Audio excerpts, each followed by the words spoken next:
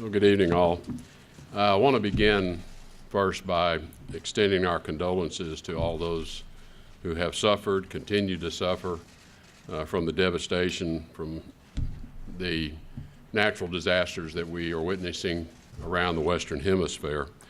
Obviously, this succession of massive hurricanes in the Caribbean are really testing, I think, the will and the spirit of the people that live in that area. And it's also testing our response capabilities. What I would tell you is our response capabilities have been extraordinary. We're really grateful for the cooperation with other nations. As you know, there are many nations involved in these string of islands that have been affected, and the cooperation has just been tremendous in terms of our ability to address the needs of our own citizens, the American people that are in those areas, but also to work cooperatively with other nations and help them as well. Also want to extend our thoughts to the people of Mexico. Let them know that we stand with you in the aftermath of two very bad and massive earthquakes. I know many of you are following the most recent quake in Mexico City, a very heartbreaking situation to watch unfold.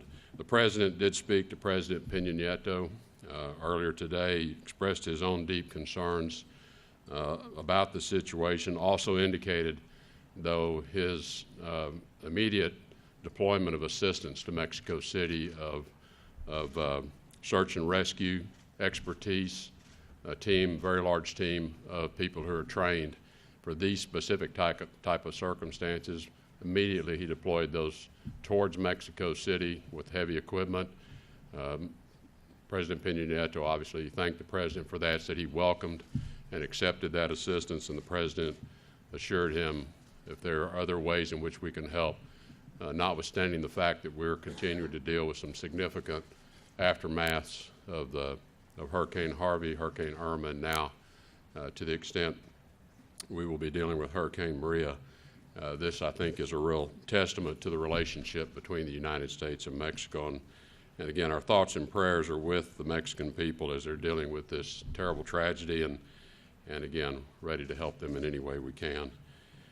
I know you want to get to your questions quickly, so I'm not going to make a long number of comments, just to make a couple of remarks. I did just come from a meeting of the parties responsible for the JCPOA, the Iranian nuclear deal. This was a ministerial level meeting that the EU High Commissioner convened so that we could have an exchange of views around the table of all the parties to the agreement as to how implementation is performing. It was not a technical discussion. It was a political discussion of the political aspects. So we had a very open and candid exchange of all of the parties to that agreement. I hope it was useful to others. I found it useful to hear their perspectives. I hope they found it useful as well. We clearly have significant issues with the agreement. The President's been quite clear and articulate as to his concerns about the agreement itself, the thoroughness of the agreement, the enforcement of the agreement. And I think really, as he has said it, and I've said many times as well, that when one looks at, he uses the word spirit of the agreement, I use the word expectations of the agreement, that even contained in the preamble of the agreement, there was a clear expectations of the parties who were negotiating this nuclear deal, that a conclusion of the nuclear agreement would set aside, obviously, a serious threat to the region and to the relationship, and that by doing so, this would allow the parties to seek a more stable, peaceful region. That was the expectation of the parties, and regrettably, since the agreement was confirmed, we have seen anything but a more peaceful, stable region, and this is the real issue, and that's why we talk about Iran defaulting on these expectations, because those expectations clearly have not been met. Since that time, Iran has continued to prop up the Assad regime and its horrible way in which it has brought violence to its own people. They have continued to engage in malicious cyber activity. They have aggressively developed and tested ballistic missiles in defiance of UN Security Council Resolution 2231, thereby threatening the security of the United States and the stability of the region. They've provided weapons and training forces to deploy to create instability throughout the region in Yemen, in Syria, in Iraq. And I think we even see them carrying out provocative operations in the Gulf itself against our naval and coalition vessels as they try to peacefully transit the Gulf, threatening the very freedom of navigation through this very important waterway. So I think it's pretty difficult to say that the expectations of the parties who negotiated this agreement have been met. Perhaps the technical aspects have, but in the broader context, the aspiration has not. So recently, the U.S. has taken action to counter those activities. As you know, additional sanctions were recently put in place to deal with the ballistic missile testing, the cyber activity, these other destabilizing activities, and we're going to continue to monitor Iran's activities, and we will take additional steps, none of which put us in any way contrary to our contrary to our obligations under the JCPOA. We are fully compliant with the JCPOA. The activities we are sanctioning Iran for carrying out are not covered under the technical agreement of the JCPOA itself. But I think in particular, the agreement has this very concerning shortcoming that the President has mentioned as well, and that is the sunset clause, where one can almost set the countdown clock to when Iran can resume its nuclear weapons programs, its nuclear activities. And that's something that the President simply finds unacceptable. All of you are keenly aware of the circumstances we're dealing with North Korea. When we look at the history of North Korea's weapons development program, in many senses, we've seen this before. Agreements that just simply pushed it to another government, another administration to deal with. The President's made clear he doesn't intend to do that. In this case, he takes his responsibility in this particular matter quite seriously, and that is the reason he is very, very carefully considering the decision of whether we find the JCPOA to continue to serve the security interest of the American people or not. We expect Iran to fulfill its commitments. We're going to, until that time, we'll fulfill our commitments, and the President has the matter under consideration. So with that, let me stop. That's the most recent event I came from. There have been a number of UN-related events, and I'm happy to do the best I can to address questions you may have around the many, many activities that are going on. And I'm gonna allow Heather to referee for me. Thanks, sir. I'll start with Matt Lee from the Associated Press. Thanks. Mr. Secretary, the President said this morning that he had actually made a decision on what to do about the Iran nuclear deal. And I'm wondering, one, if you can share with us what that decision is. And secondly, about the meeting that you just came from. The European Foreign Policy Chief, Ms. Mogherini, said that all the members, all the parties who were there agreed that the deal is working and towards its purpose.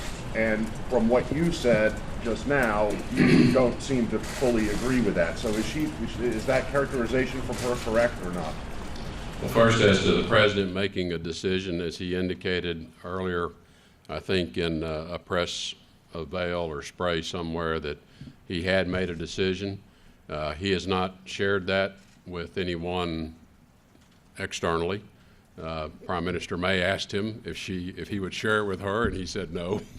So I think, as the President's always indicated, he will let you know when he thinks it's useful to let you know, and he doesn't share his forward planning with people.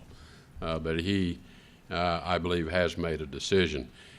With respect to the High Commissioner's characterization of the meeting, I think, again, it's important to think about, and I don't want to go into a lot of detail of our discussions out of respect for the way we agreed we treat those discussions.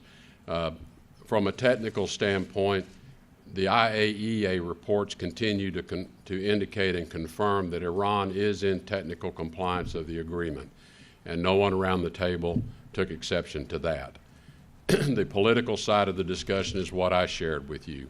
And so I think the High Commissioner was reflecting the rigid and strict contours of the agreement itself. Alicia Luciano. Thank you, Mr. Secretary. You made the correlation between North Korea and Iran, so if I could follow up on that. First of all, you said the other day that North Korea was starting to show some effects of the sanctions. Could you expand a little bit on that? What are you seeing so far?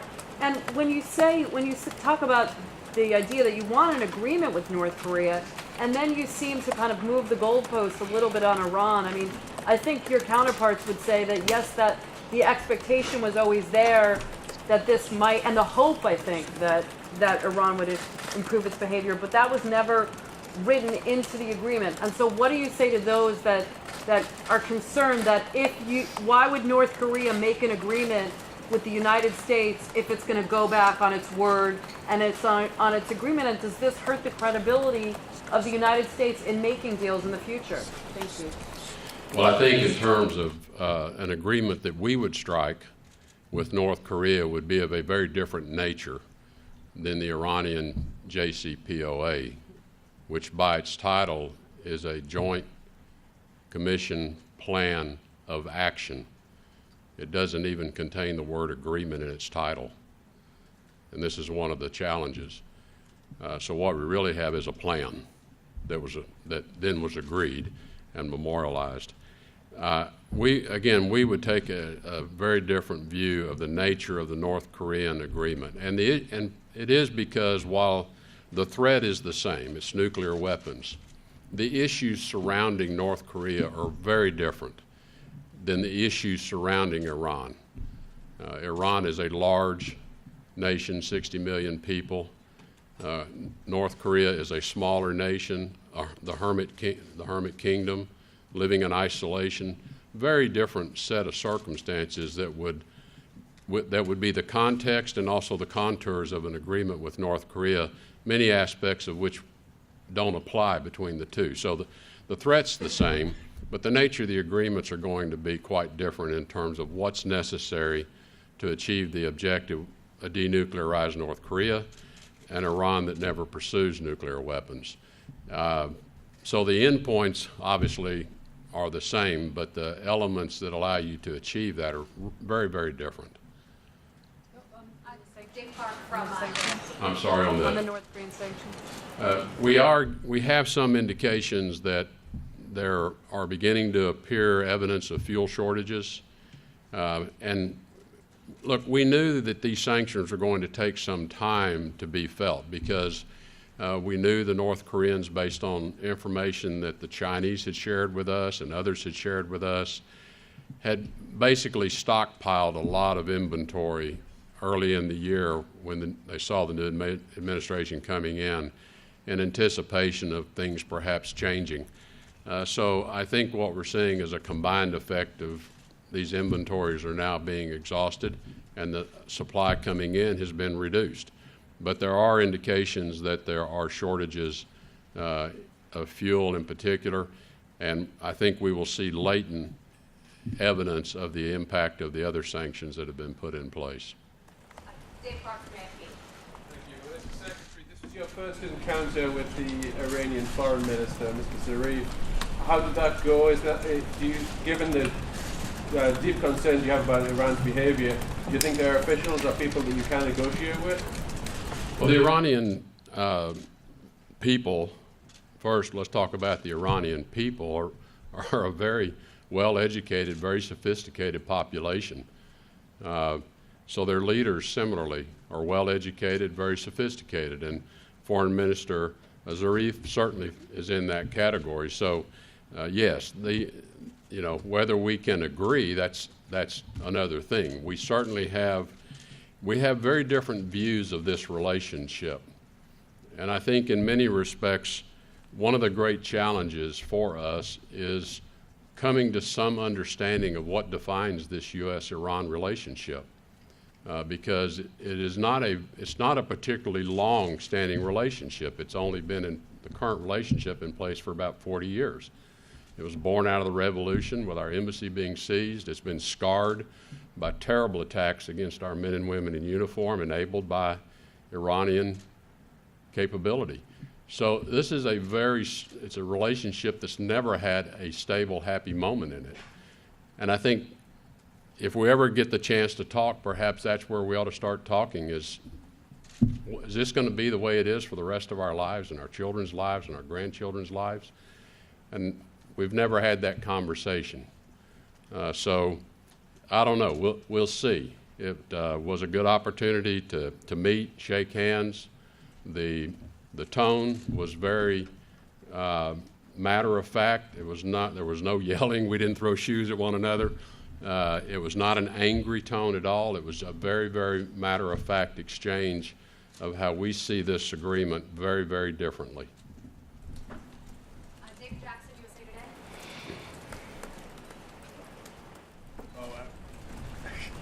Today.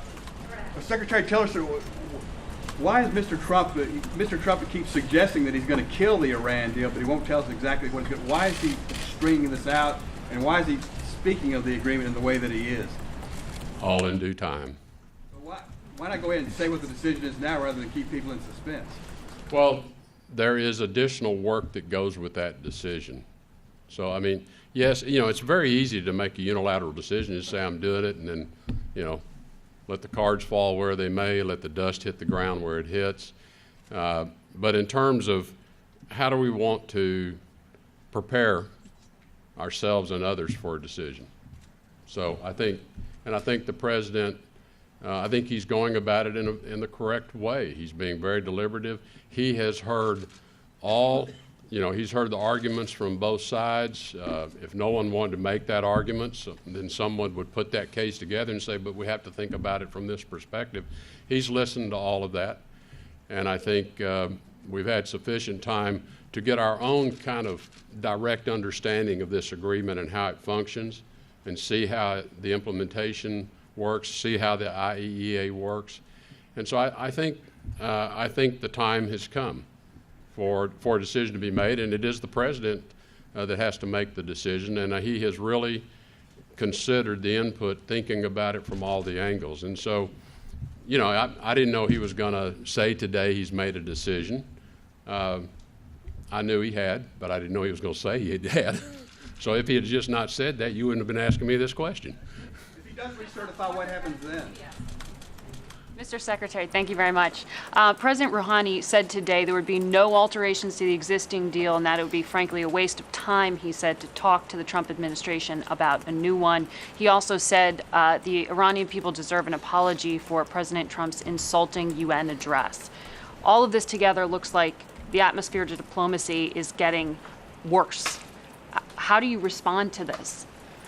Well, first, as a long-time negotiator, I learned to never say never. And second, it always gets the darkest before you might have a breakthrough. So you think when is possible? As I've said to people many times, as the nation's chief diplomat, I better be the most optimistic person standing in the room. Final question, Jeff Mason from Reuters. Thank you very much. Mr. Secretary, if the president decides or has decided to end this agreement, one of your jobs, no doubt, would be to articulate that to some of your other allies who are pressing the U.S. to stay in. Have you laid the groundwork for that? And you said, let me just throw one more question. Okay. You said you had a matter-of-fact conversation with your Iranian counterparts. Can you envision having that kind of a conversation with North Korea? I'll take the second question first. I don't know whether I can have the same kind of a matter-of-fact discussion with North Korea because we don't know how their means of communication and behavior will be. We have very, very limited contact with their representative here at the UN from time to time. But how the decision maker or the people that are closer to the decision maker are going to behave is something we will have to understand and learn. So I can't really answer that question. The first part of your question was Reaching out to allies that yes. the U.S. Well, the allies have known because President Trump, it was talked about in his campaign. He's continued to talk about it every time the we had to come up on the 90-day certification. He's talked about it. So we have been in discussion with our allies for quite a long time. And I have been in contact with my counterparts, including I've been in contact with heads of state that are signatories to the agreement. It was up for discussion when I was in London last week. So we've had a lot of exchange over how would they view this, how would this affect them. You know, one of the things that and I mentioned all these other activities of Iran that we think really do violate the expectation and that we are sanctioning them for those. We also have been making the case to our allies that you share our concern about Iran's behavior. Please join us in sending that strong message to them, and you're not violating the agreement. And I think they are looking more carefully. I think there's been a bit of a hesitancy because of their commitment to the agreement to think about sanctioning some of these same activities. We believe they're now looking more carefully and seriously at that as a means to push back on this other behavior of Iran's that they agree with us is just simply unacceptable. So that, in the answer to your original question, there's been a lot of dialogue about it, a lot of discussion. So we've heard from them, and we've listened a lot to them as we've walked up to making our own decision. One last question, sir. Thank you, everyone.